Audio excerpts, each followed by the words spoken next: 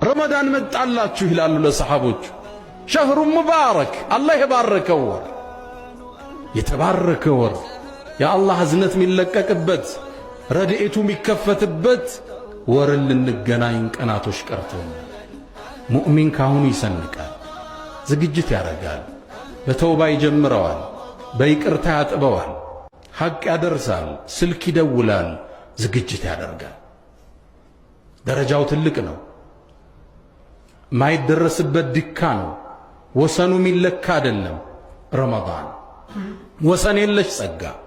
አላሁ ስብሓነሁ ወተዓላ ይሄን ጾም እኛ ጋር እንደደነገገው ሁሉ በሁሉም ክፍለ ዘመናት ደንግገው ታልፏል።